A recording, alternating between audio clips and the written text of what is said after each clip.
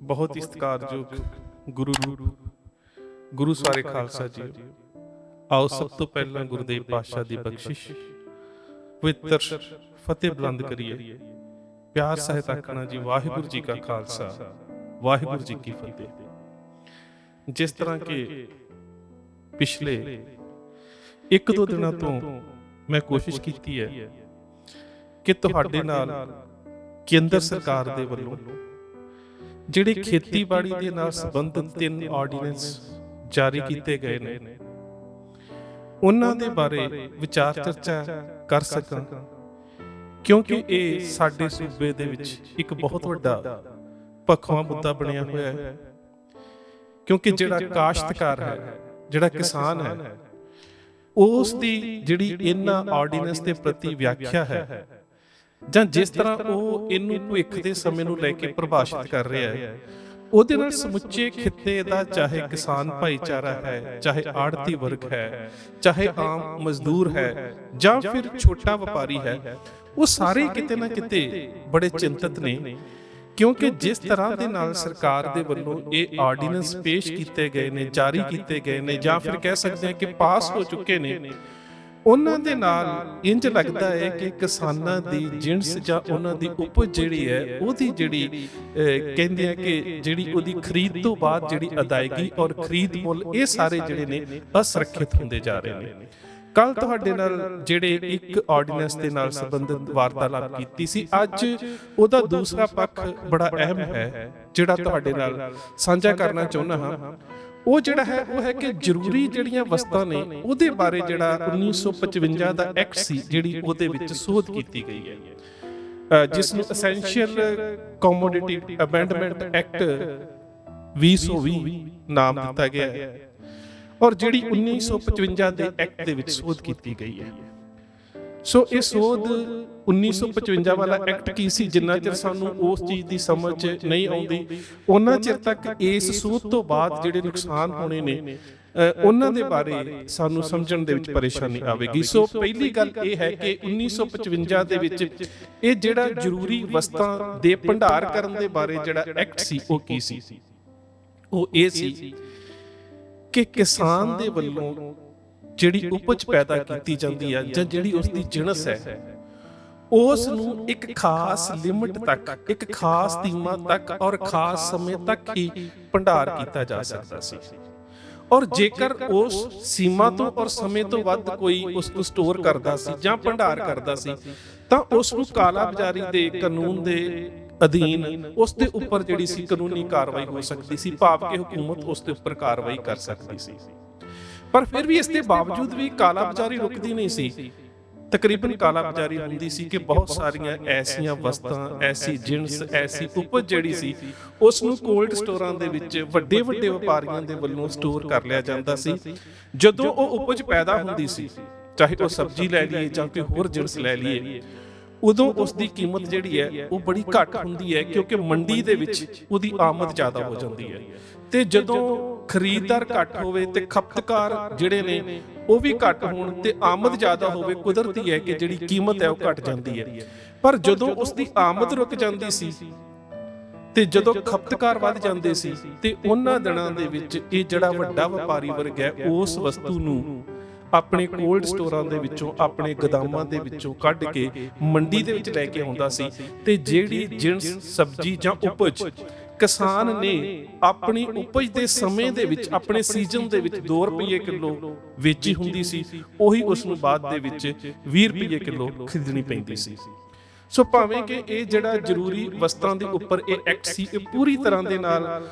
ਉਦੋਂ ਵੀ ਜਿਹੜਾ ਸੀਗਾ ਕਹਿ ਸਕਦੇ ਹੋ ਕਿ ਕਾਰਗਰ ਨਹੀਂ ਸੀ ਹੈਗਾ, ਕਾਲਾ ਬਾਜ਼ਾਰੀ ਹੁੰਦੀ ਸੀ। ਪਰ ਹੁਣ ਇਹਦੇ 1955 ਵਾਲੇ ਐਕਟ ਦੇ ਵਿੱਚ ਅਮੈਂਡਮੈਂਟ ਕਰਨ ਤੋਂ ਬਾਅਦ, ਜਿਸ ਦੇ ਬਾਰੇ ਕਿਸਾਨਾਂ ਦਾ ਖਦਸ਼ਾ ਇਹ ਵੀ ਹੈ ਕਿ ਜਿਹੜੀ ਵਿਸ਼ਵ ਵਪਾਰ ਸੰਸਥਾ ਹੈ, WTO, ਵਰਲਡ ਟ੍ਰੇਡ ਆਰਗੇਨਾਈਜੇਸ਼ਨ, ਉਹਦੀਆਂ ਹਦਾਇਤਾਂ ਦੇ ਉੱਪਰ ਜਿਹੜੀ ਕੇਂਦਰ ਸਰਕਾਰ ਹੈ, ਉਹ ਪੰਜਾਬ ਦੇ ਕਿਸਾਨਾਂ ਨੂੰ, ਹਰਿਆਣੇ ਦੇ ਕਿਸਾਨਾਂ ਨੂੰ ਬਿਲਕੁਲ ਘਸਿਆਰਾ ਬਣਾਉਣ ਦੇ ਰਸਤੇ ਤੁਰ ਪਈ ਹੈ। ਕਿਉਂਕਿ ਇਹ ਜਿਹੜੇ ਐਕਟ ਦੇ ਵਿੱਚ ਅਮੈਂਡਮੈਂਟ ਕੀਤੀ ਗਈ ਹੈ, ਇਹਦੇ ਵਿੱਚ ਹੁਣ ਜਿਹੜੀ ਸਟੋਰੇਜ ਕਰਨ ਦੀ ਜਿਹੜੀ ਲਿਮਟ ਹੈ, ਜਿਹੜਾ ਕਹਿ ਸਕਦੇ ਹੋ ਕਿ ਭੰਡਾਰ ਕਰਨ ਦੀ ਜਿਹੜੀ ਇੱਕ ਸੀਮਾ ਸੀ ਉਸ ਨੂੰ ਖਤਮ ਕਰ ਦਿੱਤਾ ਗਿਆ। ਤੁਸੀਂ ਜਿੰਨੀ ਮਰਜ਼ੀ ਜਿਹੜੀ ਵਸਤ ਕੋਈ ਵਪਾਰੀ, ਕੋਈ ਕਿਸਾਨ ਜਾਂ ਕੋਈ ਵੀ ਵੱਡੀ ਜਿਹੜੀ ਕਾਰਪੋਰੇਟ ਕੰਪਨੀ ਹੈ ਜਾਂ ਜਿਹੜੇ ਵੱਡੇ ਵਪਾਰਕ ਅਦਾਰੇ ਇਸ ਖੇਤਰ ਦੇ ਵਿੱਚ ਆਉਣਗੇ, ਉਹ ਜਿੰਨੀ ਮਰਜ਼ੀ ਜਿਹੜੀ ਉਪਜ ਹੈ ਉਸ ਨੂੰ ਸਟੋਰ ਕਰ ਸਕਦੇ, ਉਸ ਨੂੰ ਭੰਡਾਰ ਕਰ ਸਕਦੇ। ਹੁਣ ਇੱਥੇ ਸਵਾਲ ਤਾਂ ਇਹ ਪੈਦਾ ਹੁੰਦਾ ਹੈ ਕਿ ਜਿਹੜਾ ਅੰਨਦਾਤਾ ਹੈ, ਜਿਹੜਾ ਕਿਸਾਨ ਹੈ, ਉਹਦੇ ਵਿੱਚ ਤਕਰੀਬਨ 85% ਕਿਸਾਨ ਉਹ ਹੈ ਜਿਹੜਾ ਤਕਰੀਬਨ 5 ਏਕੜ ਦੇ ਕਰੀਬ ਫਸਲ ਵਾਲਾ ਹੈ। ਉਹਦੇ ਤੋਂ ਉੱਪਰ ਜਿਹੜਾ ਕੁਝ ਪ੍ਰਤੀਸ਼ਤ ਹੈ ਉਹ 10 ਏਕੜ ਦੇ ਵਿੱਚ ਵਾਲਾ ਹੈ। ਹੁਣ 5 ਤੋਂ ਲੈ ਕੇ 10 ਏਕੜ ਦੀ ਸਮਰੱਥਾ ਵਾਲਾ ਜਿਹੜਾ ਕਿਸਾਨ ਹੈ, ਉਹ ਤੇ ਸੋਚ ਵੀ ਨਹੀਂ ਸਕਦਾ ਕਿ ਉਹ ਆਪਣੀ ਫਸਲ ਨੂੰ ਭੰਡਾਰ ਕਰ ਸਕੇ। ਕਿਉਂਕਿ ਉਸਨੇ ਤਾਂ ਜਿਹੜੀ ਜਿਣਸ ਪੈਦਾ ਕੀਤੀ ਹੁੰਦੀ ਹੈ, ਉਸ ਜਿਣਸ ਦੇ ਪੈਸੇ ਦੇ ਨਾਲ ਹੀ ਉਸਨੇ ਅਗਲੀ ਫਸਲ ਦੀ ਬਿਜਾਈ ਕਰਨੀ ਹੁੰਦੀ ਹੈ। ਉਹਦੇ ਸਿਰ ਦੇ ਉੱਪਰ ਤਾਂ ਪਹਿਲਾਂ ਹੀ ਕਰਜ਼ਾ ਚੜਿਆ ਹੁੰਦਾ ਹੈ। ਸੋ ਇਹਦੇ ਨਾਲ ਕੀ ਹੋਵੇਗਾ, ਜਿਹੜਾ ਛੋਟਾ ਕਿਸਾਨ ਹੈ ਤੇ ਮੱਧ ਵਰਗੀ ਕਿਸਾਨ ਹੈ, ਉਸ ਨੂੰ ਇਸ ਦਾ ਕੋਈ ਫਾਇਦਾ ਨਹੀਂ ਹੋਵੇਗਾ। ਇਸ ਦਾ ਫਾਇਦਾ ਲੈਣਗੇ ਜਾਂ ਤਾਂ ਬਹੁਤ ਵੱਡੇ ਜ਼ਿਮੀਂਦਾਰ ਤੇ ਜਾਂ ਫਿਰ ਉਹ ਵਪਾਰਕ ਅਦਾਰੇ, ਉਹ ਕਾਰਪੋਰੇਟ ਘਰਾਣੇ ਜਾਂ ਫਿਰ ਉਹ ਪੂੰਜੀਵਾਦੀ ਲੋਕ ਜਿਨ੍ਹਾਂ ਦੇ ਕੋਲ ਬੜੀ ਅਸੀਮ ਸਮਰੱਥਾ ਹੈ। ਇਹਦੇ ਨਾਲ ਕੀ ਹੋਵੇਗਾ? ਬੇਸ਼ੱਕ ਸਰਕਾਰ ਦੇ ਵੱਲੋਂ ਇਹ ਵੀ ਗੱਲ ਕੀਤੀ ਜਾ ਰਹੀ ਹੈ ਕਿ ਜਿਹੜਾ ਮਿਨੀਮਮ ਸਪੋਰਟ ਪ੍ਰਾਈਸ MSP, ਘੱਟੋ ਘੱਟ ਸਮਰੱਥਾ ਦਾ ਜਿਹੜਾ ਮੁੱਲ ਹੈ, ਜਿਹੜਾ ਘੱਟੋ ਘੱਟ ਸਮਰਥਨ ਕੀਮਤ ਜਿਸ ਨੂੰ ਕਿਹਾ ਜਾਂਦਾ ਹੈ, ਉਹਦਾ ਕੋਈ ਅਸਰ ਨਹੀਂ ਪਵੇਗਾ, ਪਰ ਉਹਦਾ ਬਿਲਕੁਲ ਅਸਰ ਪਵੇਗਾ। ਹੁਣ ਮੈਂ ਇੱਕ ਤੁਹਾਨੂੰ ਉਦਾਹਰਨ ਦਿੰਦਾ ਕਿ ਮੰਨ ਲਓ ਪੰਜਾਬ ਦੇ ਵਿੱਚ ਕਿਸੇ ਜਿਣਸ ਦਾ ਜਿਹੜਾ ਘੱਟੋ ਘੱਟ ਸਮਰਥਨ ਮੁੱਲ ਹੈ ਉਹ 200 ਰੁਪਇਆ ਮਿਥਿਆ ਗਿਆ ਹੈ, ਪਰ ਉਸਦੇ ਗੁਆਂਢੀ ਰਾਜ ਦੇ ਵਿੱਚ MSP ਲਾਗੂ ਨਹੀਂ ਹੈ। ਉੱਥੇ ਜਿਹੜਾ ਵਪਾਰੀ ਹੋਵੇਗਾ, ਜਦੋਂ ਉੱਥੇ MSP ਨਹੀਂ ਹੈ, ਉੱਥੇ ਜਿਹੜਾ ਵਪਾਰੀ ਹੋਵੇਗਾ ਉਹ ਉੱਥੋਂ ਦੀ ਜਿਣਸ ਨੂੰ, ਜਿਹੜਾ ਵੱਡਾ ਵਪਾਰੀ ਹੋਵੇਗਾ, ਜਿਹੜਾ ਪੂੰਜੀਪਤੀ ਹੋਵੇਗਾ, ਉੱਥੋਂ ਦੀ ਜਿਣਸ ਨੂੰ ਘੱਟ ਰੇਟ ਦੇ ਉੱਪਰ ਖਰੀਦੇਗਾ ਤੇ ਜਿਸ ਸਟੇਟ ਦੇ ਵਿੱਚ MSP ਲਾਗੂ ਹੋਵੇਗਾ ਉੱਥੇ ਆ ਕੇ ਵੇਚ ਦੇਵੇਗਾ। ਅਸਰ ਤਾਂ ਆਮ ਗਰੀਬ ਕਿਸਾਨੀ ਦੇ ਉੱਪਰ ਹੀ ਪਵੇਗਾ ਨਾ, ਕਿ ਜਦੋਂ ਮੰਡੀ ਦੇ ਵਿੱਚ ਜਿਹੜੀ ਉਪਜ ਹੈ ਉਹ ਬਹੁਤ ਜ਼ਿਆਦਾ ਹੋ ਜਾਵੇਗੀ ਤੇ ਫਿਰ ਇਹ ਕਿਸ ਤਰ੍ਹਾਂ ਦੇ ਨਾਲ ਗਰੰਟੀ ਲਈ ਜਾ ਸਕਦੀ ਹੈ ਕਿ ਜਿਹੜੀ MSP ਲਾਗੂ ਰਹੇਗੀ, ਜਾਂ ਤਾਂ ਇਹ ਸਾਰੀਆਂ ਫਸਲਾਂ ਦੇ ਉੱਪਰ ਸਾਰੇ ਹਿੰਦੁਸਤਾਨ ਦੇ ਵਿੱਚ ਹੋਵੇ। ਫਿਰ ਇਹ ਕਿਵੇਂ ਕਿਹਾ ਜਾ ਸਕਦਾ ਹੈ ਕਿ 1-2 ਸੂਬਿਆਂ ਦੇ ਵਿੱਚ MSP ਜਿਹੜੀ ਹੈ ਉਹ ਲਾਗੂ ਰੱਖੀ ਜਾ ਸਕਦੀ ਹੈ ਤੇ ਬਾਕੀ ਸਟੇਟਾਂ ਦੇ ਵਿੱਚ ਨਹੀਂ ਹੈਗੀ? ਇਹ ਤਾਂ ਕੇਵਲ ਕਿਸਾਨਾਂ ਨੂੰ ਇੱਕ ਲੋਲੀਪੌਪ ਦਿੱਤਾ ਜਾ ਰਿਹਾ ਹੈ, ਕਿਉਂਕਿ ਇਸ ਨੂੰ ਤੁਸੀਂ ਇੰਪਲੀਮੈਂਟੇਸ਼ਨ ਦੇ ਰੂਪ 'ਚ ਵੇਖੋ, ਇਸ ਨੂੰ ਕਾਰਜਕਾਰੀ ਬਣਾਇਆ ਹੀ ਨਹੀਂ ਜਾ ਸਕਦਾ ਕਿ ਕੁਝ ਸਟੇਟਾਂ ਦੇ ਉੱਪਰ, ਕੁਝ ਜ਼ਰਾਇਤੀ ਫਸਲਾਂ ਦੇ ਉੱਪਰ ਜਿਹੜੀ ਹੈ ਉਹਦੇ ਘੱਟੋ ਘੱਟ ਸਮਰਥਨ ਮੁੱਲ ਜਿਹੜਾ ਉਹ ਰੱਖਿਆ ਜਾ ਸਕੇ ਤੇ ਬਾਕੀ ਸੂਬਿਆਂ ਦੇ ਵਿੱਚ ਨਾ ਹੋਵੇ। ਸੋ ਇਹ ਕਿਸੇ ਵੀ ਤਰੀਕੇ ਦੇ ਨਾਲ ਇਸ ਦਾ ਪ੍ਰਯੋਗਿਕ ਪੱਖ ਜਿਹੜਾ ਹੈ ਉਹ ਸਾਡੇ ਸਾਹਮਣੇ ਬਿਲਕੁਲ ਨਹੀਂ ਆਉਂਦਾ। ਦੂਸਰੀ ਗੱਲ ਜਿਹੜਾ ਇਹਦਾ ਇੱਕ ਹੋਰ ਅਸਰ ਪਵੇਗਾ, ਇਹਦਾ ਇਹ ਅਸਰ ਪਵੇਗਾ ਕਿ ਜਿਨ੍ਹਾਂ ਦਿਨਾਂ ਦੇ ਵਿੱਚ ਜਿਹੜੀ ਉਪਜ ਹੈ ਕਿਸਾਨ ਦੀ ਮੰਡੀਆਂ ਦੇ ਵਿੱਚ ਆਉਂਦੀ ਹੈ, ਉਹਦੇ ਵਿੱਚ ਜਿਹੜਾ ਮੰਡੀਕਰਨ ਹੈ, ਜਿਸ ਦੀ ਗੱਲ ਮੈਂ ਪਹਿਲਾਂ ਵੀ ਕੀਤੀ ਸੀ ਕਿ ਜਿਹੜਾ ਮੰਡੀਕਰਨ ਬੋਰਡ ਹੈ ਜਾਂ ਜਿਹੜੀ ਮੰਡੀਕਰਨ ਦੀ ਵਿਧੀ ਹੈ, ਜਿਸ ਤਰ੍ਹਾਂ ਫੂਡ ਕਾਰਪੋਰੇਸ਼ਨ ਆਫ ਇੰਡੀਆ ਹੈ ਜਾਂ ਫਿਰ ਪੰਜਾਬ ਦੇ ਵਿੱਚ ਪੰਜਾਬ ਮੰਡੀ ਬੋਰਡ ਹੈ, ਜਦੋਂ ਇਹਦੇ ਕੋਲ ਖਰੀਦ ਦੇ ਅਧਿਕਾਰ ਹੌਲੀ-ਹੌਲੀ ਖਤਮ ਹੁੰਦੇ ਜਾਣਗੇ ਤੇ ਜਿਹੜੇ ਵੱਡੇ ਪੂੰਜੀਪਤੀ ਘਰਾਣੇ ਜਦੋਂ ਫਸਲ ਪੈਦਾ ਹੁੰਦੀ ਹੈ, ਜਦੋਂ ਉਸ ਦੀ ਕੀਮਤ ਉਹਨਾਂ ਦੀ ਇੱਛਾ ਅਨੁਸਾਰ ਹੋਵੇਗੀ, ਉਹ ਉਦੋਂ ਸਟੋਰ ਕਰ ਲੈਣਗੇ ਤੇ ਜਦੋਂ ਉਸ ਦੀ ਕੀਮਤ ਵਧੇਗੀ, ਕਿਉਂਕਿ ਛੋਟਾ ਕਿਸਾਨ ਤਾਂ ਉਹਨੂੰ ਭੰਡਾਰ ਕਰਨ ਦੀ ਸਮਰੱਥਾ ਨਹੀਂ ਰੱਖਦਾ, ਜਦੋਂ ਉਸ ਦੀ ਕੀਮਤ ਵਧੇਗੀ ਉਹ ਫਿਰ ਮੰਡੀ ਦੇ ਵਿੱਚ ਲੈ ਆਉਣਗੇ ਤੇ ਜਿਹੜਾ ਛੋਟਾ ਕਿਸਾਨ ਮੰਨ ਲਓ ਜੇ ਥੋੜਾ ਬਹੁਤਾ ਭੰਡਾਰ ਕਰਕੇ ਵੀ ਬੈਠਾ ਤੇ ਉਹਦੀ ਜਿਹੜੀ ਕੀਮਤ ਹੈ ਉਹ ਵੀ ਡਿੱਗ ਪਵੇਗੀ। ਸੋ ਇਹ ਬਹੁਤ ਸਾਰੀਆਂ ਗੱਲਾਂ ਨੇ ਜਿਹੜੀਆਂ ਸਾਨੂੰ ਧਿਆਨ ਦੇ ਵਿੱਚ ਰੱਖਣੀਆਂ ਪੈਣਗੀਆਂ। ਮੈਨੂੰ ਇੰਝ ਲੱਗਦਾ ਹੈ ਕਿ ਇੱਕ ਬਹੁਤ ਵੱਡੇ ਕਾਰਪੋਰੇਟ ਘਰਾਣੇ ਜਿਹੜੇ ਨੇ, ਜਿਹੜੇ ਪੂੰਜੀਪਤੀ ਨੇ, ਉਹਨਾਂ ਨੂੰ ਇੱਕ ਬਹੁਤ ਵੱਡਾ ਫਾਇਦਾ ਪਹੁੰਚਾਉਣ ਦੇ ਵਾਸਤੇ ਕਿਸਾਨਾਂ ਨੂੰ ਇਸ ਪੱਦ ਦੇ ਵਿੱਚ ਰੱਖ ਤੇ ਲਿਆ ਹੈ ਕਿ ਕਿਸਾਨ ਜਿੰਨਾ ਮਰਜ਼ੀ ਚਾਹਣ ਆਪਣੀ ਉਪਜ ਦਾ, ਆਪਣੇ ਅੰਨ ਦਾ ਭੰਡਾਰ ਕਰ ਸਕਦੇ ਨੇ, ਜਿੱਥੇ ਚਾਹਣ ਉੱਥੇ ਵੇਚ ਸਕਦੇ ਨੇ। ਬਿਲਕੁਲ ਇੰਝ ਲੱਗਦਾ ਕਿ ਜਿਵੇਂ ਇਹ ਕਹਿ ਦਿੱਤਾ ਜਾਵੇ ਕਿ ਕਿਸਾਨ ਜਿਹੜਾ ਹੈ ਉਹ ਵਿਦੇਸ਼ ਦੇ ਵਿੱਚੋਂ ਆਡੀ ਕਾਰ ਜਿਹੜੀ ਹੈ ਉਹ ਮੰਗਾ ਸਕਦਾ ਹੈ, ਉਹਦੇ ਉੱਪਰ ਜਿਹੜੀ ਕਿਸੇ ਤਰ੍ਹਾਂ ਦੀ ਕੋਈ ਇੰਪੋਰਟ ਡਿਊਟੀ ਜਿਹੜੀ ਹੈ ਜਾਂ ਉਹਦੇ ਉੱਪਰ ਕਿਸੇ ਤਰ੍ਹਾਂ ਦਾ ਕੋਈ ਕਸਟਮ ਨਹੀਂ ਲੱਗੇਗਾ। ਪਰ ਸਵਾਲ ਤਾਂ ਇੱਥੇ ਪੈਦਾ ਹੁੰਦਾ ਹੈ ਕਿ ਜਿਹੜਾ ਕਿਸਾਨ ਹੈ ਉਹ ਉਸ ਕਾਰ ਨੂੰ ਖਰੀਦਣ ਦੀ ਸਮਰੱਥਾ ਰੱਖਦਾ ਹੈ।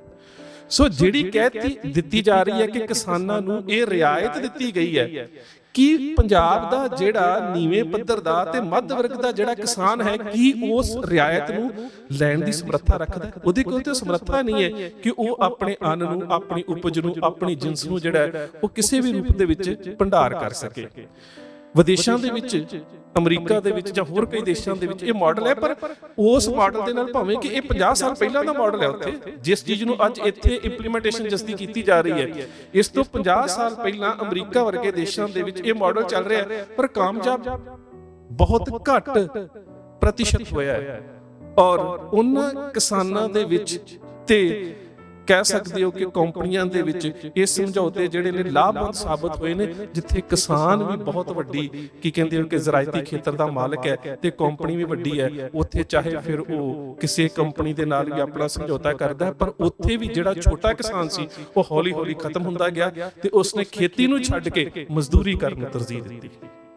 ਸੋ ਇਹ ਜਿਹੜਾ ਬਿੱਲ ਹੈ, ਬੇਸ਼ੱਕ ਕਿ ਜੇਕਰ ਅਸੀਂ WTO ਜਿਹੜੀ ਵਰਲਡ ਟ੍ਰੇਡ ਆਰਗੇਨਾਈਜੇਸ਼ਨ ਹੈ, ਜੇਕਰ ਉਹਦੀਆਂ ਖੇਤੀ ਪ੍ਰਤੀ ਦਿੱਤੀਆਂ ਜਿਹੜੀਆਂ ਹਦਾਇਤਾਂ ਨੇ, ਜਿਸ ਦੇ ਉੱਪਰ ਕਿਸਾਨਾਂ ਦਾ ਕਹਿਣਾ ਹੈ ਕਿ ਭਾਰਤੀ ਹਕੂਮਤ ਜਿਹੜੀ ਹੈ ਜਿਸ ਦੇ ਉੱਪਰ ਕਹਿ ਸਕਦੇ ਹੋ ਕਿ ਸਾਰਾ ਅਸਰ ਕਰ ਰਹੀ ਹੈ, ਜਾਂ ਜਿਸ ਤੋਂ ਅਸਰ ਅੰਦਾਜ਼ ਹੋ ਕੇ ਇਹ ਆਰਡੀਨੈਂਸ ਜਿਹੜੀ ਹੈ ਉਹ ਜਾਰੀ ਕਰ ਰਹੀ ਹੈ, ਉਹਦੇ ਮੁਤਾਬਕ ਤਾਂ ਕਿਸਾਨਾਂ ਨੂੰ ਮੁਫਤ ਬਿਜਲੀ ਵੀ ਨਹੀਂ ਦਿੱਤੀ ਜਾ ਸਕਦੀ। ਠੀਕ ਹੈ,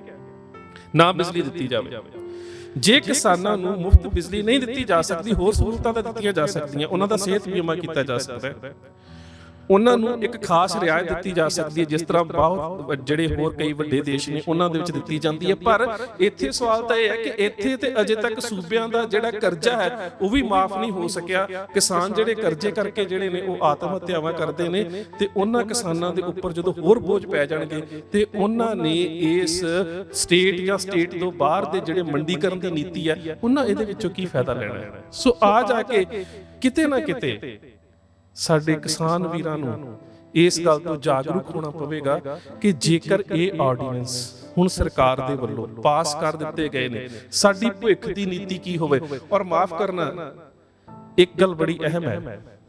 ਕਿ ਜਿੰਨੀਆਂ ਵੀ ਰਾਜਸੀ ਪਾਰਟੀਆਂ ਜਿਨ੍ਹਾਂ ਨੂੰ ਅਸੀਂ ਵੋਟਾਂ ਪਾ ਕੇ ਆਪਣੇ ਨੁਮਾਇੰਦੇ ਇਸ ਕਰਕੇ ਬਣਾਉਣੇ ਆ ਕਿ ਉਹ ਸਾਡੇ ਹੱਕਾਂ ਦੀ ਰੱਖਿਆ ਕਰਨ, ਉਹ ਵੀ ਕੁਝ ਉਹ ਵੱਡੇ ਪੂੰਜੀਪਤੀ ਲੋਕ ਨੇ ਜਿਹੜੇ ਕਹਿਣ ਨੂੰ ਤਾਂ ਕਿਸਾਨ ਨੇ, ਪਰ ਜਦੋਂ ਕਿਸਾਨਾਂ ਦੇ ਹੱਕਾਂ ਦੀ ਗੱਲ ਆਉਂਦੀ ਹੈ ਉਦੋਂ ਕਿਸਾਨਾਂ ਦੇ ਹੱਕਾਂ ਨੂੰ ਮਾਰ ਦਿੱਤਾ ਜਾਂਦਾ ਹੈ, ਭਾਵ ਕਿ ਉਹਨਾਂ ਦੇ ਹੱਕਾਂ ਨੂੰ ਸਮਝੌਤਿਆਂ ਦੇ ਵਿੱਚ ਰੋਲ ਦਿੱਤਾ ਜਾਂਦਾ ਹੈ। ਔਰ ਇਹ ਅਫਸੋਸ ਦੇ ਨਾਲ ਕਹਿਣਾ ਪੈਂਦਾ ਹੈ ਕਿ ਪੰਜਾਬ ਦਾ ਜਿਹੜਾ ਕਿਸਾਨ ਹੈ ਉਹ ਅੱਜ ਜਦੋਂ ਸੜਕ ਦੇ ਉੱਪਰ ਹੈ, ਜਦੋਂ ਅੱਜ ਉਸ ਨੂੰ ਆਪਣਾ ਭਵਿੱਖ ਦਿਸ ਰਿਹਾ ਹੈ, ਜਦੋਂ ਅੱਜ ਉਹਦੀ ਮਾਨਸਿਕਤਾ ਦੇ ਵਿੱਚ, ਉਹਦੇ ਆਂਢ ਗੁਆਂਢ ਦੇ ਵਿੱਚ ਹੋ ਰਹੀਆਂ ਜਿਹੜੀਆਂ ਖੁਦਕਸ਼ੀਆਂ ਨੇ ਉਹ ਘੁੰਮ ਰਹੀਆਂ ਨੇ, ਉਹ ਉਸ ਮਕਾਮ ਦੇ ਉੱਪਰ ਆ ਕੇ ਤੇ ਸੋਚ ਰਿਹਾ ਹੈ, ਪਰ ਉਹ ਰਾਜਨੀਤਿਕ ਬਦਲ ਦੇ ਬਾਰੇ ਕਿਉਂ ਨਹੀਂ ਸੋਚਦਾ। ਪੰਜਾਬ ਦੇ ਕਿਸਾਨ ਨੂੰ ਰਾਜਨੀਤਿਕ ਬਦਲ ਆਪਣਾ ਪੈਦਾ ਕਰਨਾ ਪਵੇਗਾ, ਜਿਹਦੇ ਵਿੱਚ ਕਿਸਾਨ, ਮਜ਼ਦੂਰ ਤੇ ਕਿਰਤੀ ਲੋਕ ਜਿਹੜੇ ਨੇ ਉਹ ਇਕੱਠੇ ਹੋ ਕੇ ਆਪਣੇ ਰਾਜਨੀਤਿਕ ਬਦਲ ਵਾਲੇ ਪਾਸੇ ਆਉਣ। ਨਹੀਂ ਤੇ ਜਿਹੜੇ ਅੰਤਰਰਾਸ਼ਟਰੀ ਪੱਧਰ ਦੇ ਕਾਨੂੰਨਾਂ ਤੋਂ ਪ੍ਰਭਾਵਿਤ ਜਿਹੜੀਆਂ ਹਕੂਮਤਾਂ ਨੇ ਉਹ ਆਪਣੇ ਪੂੰਜੀਵਾਦੀ ਲੋਕਾਂ ਨੂੰ ਫਾਇਦਾ ਦੇਣ ਦੇ ਵਾਸਤੇ, ਕਿਉਂਕਿ ਇੱਕ ਖੇਡ ਸਮਝਿਓ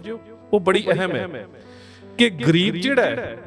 ਉਹ ਵੋਟ ਦੇ ਕਰਕੇ ਵਿਕ ਜਾਂਦਾ ਹੈ, ਪਰ ਜਿਹੜਾ ਅਮੀਰ ਪੂੰਜੀਪਤੀ ਹੈ ਉਹ ਪੈਸੇ ਦੇ ਨਾਲ ਰਾਜਨੀਤੀ ਨੂੰ ਖਰੀਦ ਲੈਂਦਾ ਹੈ। ਜਿੰਨਾ ਚਿਰ ਤੁਸੀਂ ਇਸ ਅੰਤਰ ਨੂੰ ਨਹੀਂ ਸਮਝੋਗੇ, ਤੁਸੀਂ ਇਹਨਾਂ ਹਕੂਮਤਾਂ ਦਾ ਮੁਕਾਬਲਾ ਨਹੀਂ ਕਰ ਪਾਓਗੇ। ਤੁਹਾਡਾ ਇਕਮੁੱਠ ਹੋਣਾ ਤੇ ਇਹਨਾਂ ਛੋਟੀਆਂ-ਛੋਟੀਆਂ ਗੱਲਾਂ ਨੂੰ ਸਮਝਣਾ ਤੇ ਉਸ ਤੋਂ ਬਾਅਦ ਇਸ ਵਪਾਰਕ ਖੇਤਰ ਦੇ ਵਿੱਚ ਬਹੁਤ ਹੀ ਸੂਖਮਤਾਈ ਦੇ ਨਾਲ ਵਿਚਾਰ ਕਰਕੇ ਉਤਰਨਾ ਜਿਹੜਾ ਉਹ ਸਮੇਂ ਦੀ ਲੋੜ ਹੈ। ਸੋ ਅੱਜ ਇੰਨੀਆਂ ਕੀ ਬੇਨਤੀਆਂ। ਕੱਲ ਜਿਹੜਾ ਇਸ ਦਾ ਦੂਸਰਾ ਪੱਖ ਹੈ ਕਿ ਜਿਸ ਦੇ ਅਧੀਨ